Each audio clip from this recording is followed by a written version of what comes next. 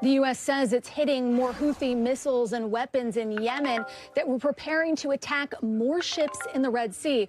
And as we're seeing this tit for tat between the Houthis and the U.S. escalate even more, our Richard Engel is going one-on-one with a relative of a top Houthi leader on where the rebel group plans to take fighting next. We want to warn you, some of the visuals in this story are difficult to watch. The United States has repeatedly attacked militants in Yemen known as the Houthis, formed an international coalition against them, and officially designated the group as a terrorist organization. Yet the Houthis, who call themselves Ansar Allah, Arabic for followers of God, remain defiant, undeterred, even as President Biden promises more military strikes. If they continue to act and behave as they do, we'll respond. I spoke to Mohammed Ali al-Houthi, head of the Supreme Revolutionary Committee and a relative of the group's top leader. The Biden administration has designated your group, the Houthis, as a terrorist organization. What is your reaction to that? نحن نعتبر أن أمريكا هي الإرهاب بنفسه.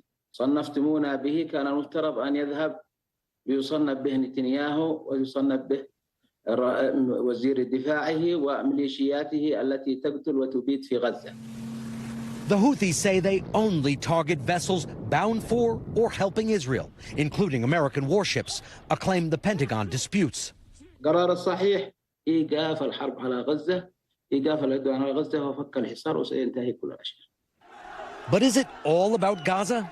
The Houthis' march to power began a decade ago during the Arab Spring, as street revolutions challenged military-backed strongmen across the Middle East. The Houthis, at the time a small rebel group opposed to the Yemeni government, seized the moment. In a rapid advance, the followers of a branch of Shia Islam backed by Iran took control of northern Yemen and captured the capital, Sana'a. The old government still holds power in southern Yemen and is supported by Iran's arch foe, Saudi Arabia. For 9 years, Saudi Arabia led a war to overthrow the Houthis and restore the former government. The conflict led to one of the world's worst humanitarian catastrophes, with hundreds of thousands dead and famine ravaging the country. The warring sides agreed to a UN-brokered truce nearly 2 years ago. Then came October 7th, and Israel's devastating response in Gaza.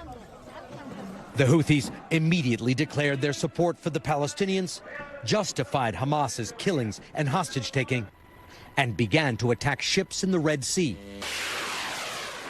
They even fired drones and missiles directly at Israel. The attacks earned the Houthis the admiration of many in the Middle East and Islamic world, where support for the Palestinian cause runs deep. Huge crowds now gather in Sana'a to cheer for Gaza and denounce Israel and its American backer. And every time the U.S. carries out military strikes, the Houthis say they're being attacked for standing up to oppressors. Are you involved in any negotiations with the United States, direct or indirect, to try and get out of this crisis? والشعارات التي ترفعها الإدارة الأمريكية إدارة بايدن هي شعارات غير واقعية وغير صحيحة، وتتعمد باستمرار على أن يكون هناك تصعيد.